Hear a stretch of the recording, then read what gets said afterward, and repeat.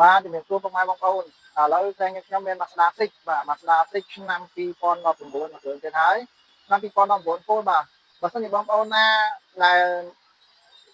ទិញថប់ជាមួយនឹងការជិះឡានមកទឹកអាមេរិកបងប្អូនអាចមកមើលមកទឹកខ្លាញ់កោនៅស្រុកខ្មែរបានបាទឡានមួយគ្រឿងនេះគឺម្ចាស់ដើមទី1ផ្ទាល់តែម្ដងបាទម្ចាស់គាត់ប្រើថែខ្លាំងមែនតើ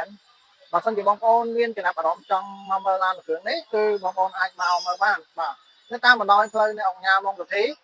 ក៏ជាមួយនឹងបរិយាពេញហួតបាទចន្លោះពី9ម៉ោងកម្មកោនិងស្តុបម៉ាក្រូពាក់កណ្ដាលម្នាក់បាទខ្ញុំធានាថាឡានគ្រឿងនេះបងប្អូនមកមើលពិតជាមិនខកលំងហើយបាទគឺឡានស្អាតខ្លាំងមែនតើហើយសេវាកម្មឃ្លាំងយើងខ្ញុំមានបងរំលោះហើយនឹងទិញដាច់បើសិនជាបងប្អូនមានរថយន្តកំពុងតែប្រើចង់ដូរសេរីអីអាចមកដូរបានបាទតែមានលេខ Telegram របស់ខ្ញុំបានសុភ័ក្រ099 632 870ហើយមួយខ្សែទៀត093 632 870បាទអរគុណច្រើនបងប្អូន